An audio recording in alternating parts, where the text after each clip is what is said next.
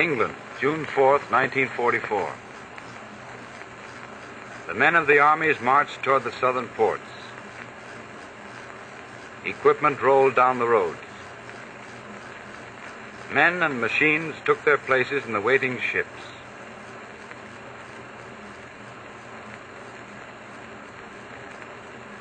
The men were British, American, Canadian, some of them veterans of Africa, Sicily, and Italy, some new to battle.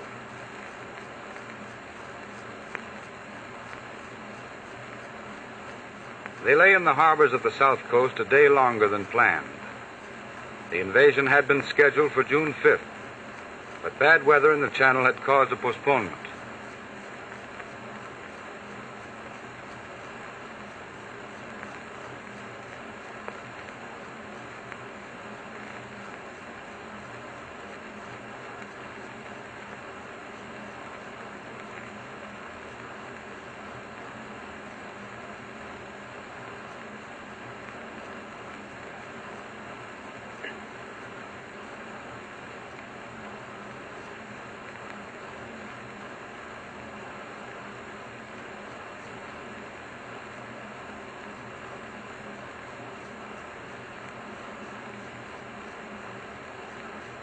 From the air, the German coastal defenses were hit by every type of Allied aircraft.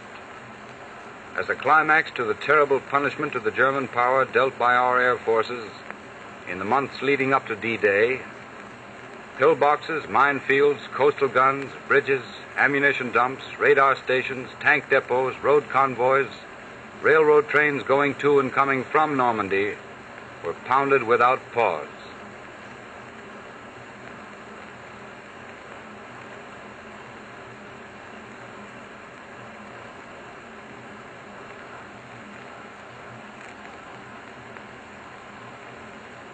The weather was still bad on the 6th, the sea promising to be choppy and dangerous. But the order was given, and the ships put out of the ports toward France.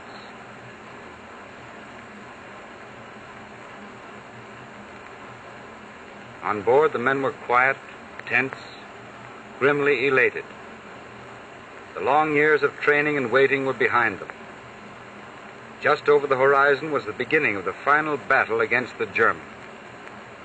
They could look around them and see the overwhelming strength that had poured from the Allied docks, factories, and arsenals.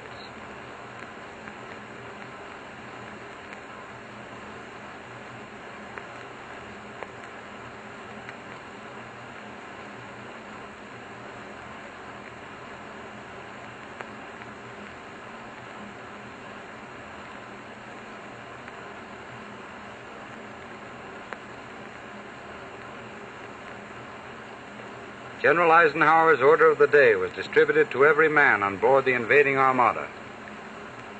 Soldiers, sailors, and airmen of the Allied Expeditionary Force, you are about to embark upon the great crusade toward which we have striven these many months.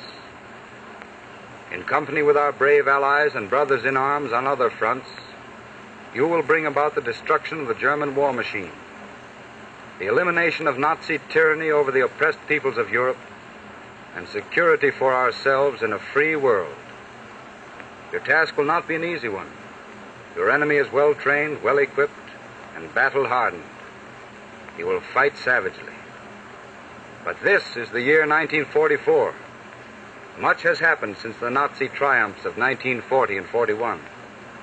The United Nations have inflicted upon the Germans great defeats in open battle, man to man. Our air offensive has seriously reduced their strength in the air and their capacity to wage war on the ground.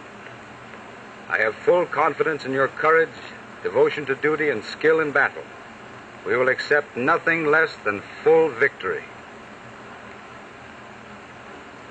A screen of naval vessels, from battleships to PT boats, guarded the convoy across the Channel. Back in Britain, paratroopers marched out to their planes and embarked for the trip to Normandy.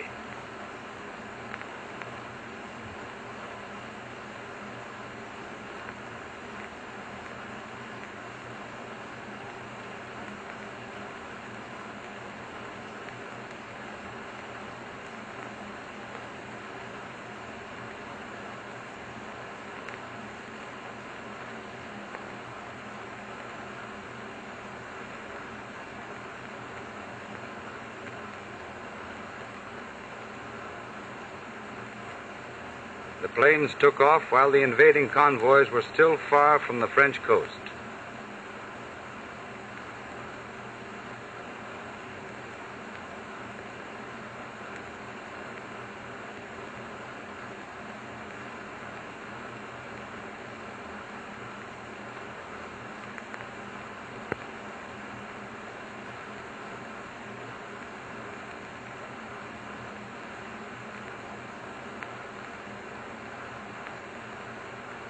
As the ships moved toward the opposite shore, the men on them could see a procession of aircraft preceding them in the early light.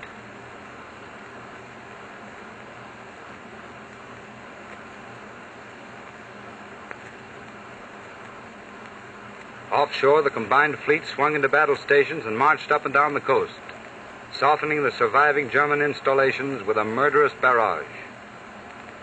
Our losses were not as heavy as expected.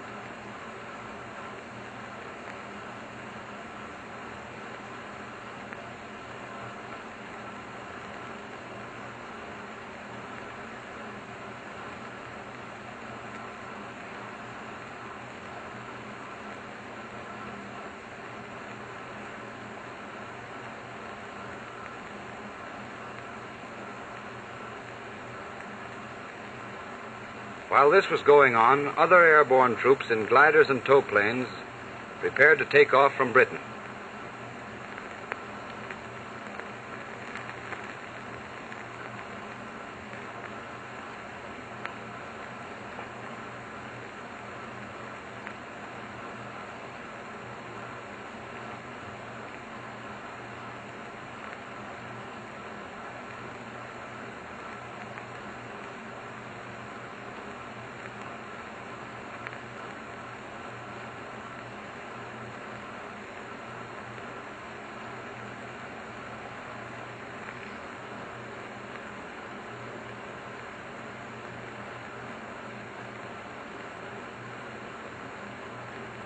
One by one, the tow planes lifted the heavily laden gliders into the sky.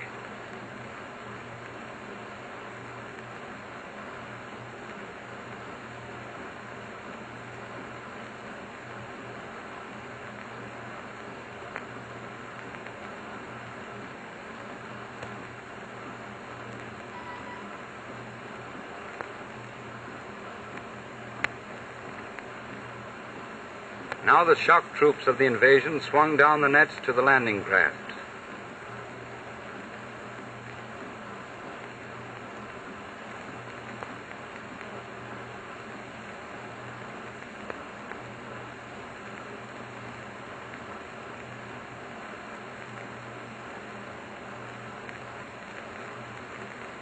Bombers continued their assault on the beach.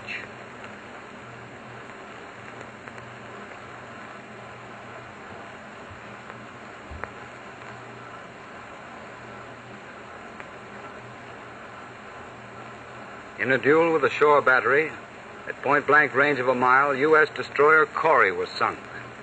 A moment later, the battery that had hit it was itself put out of action by a salvo from the destroyer Fitch.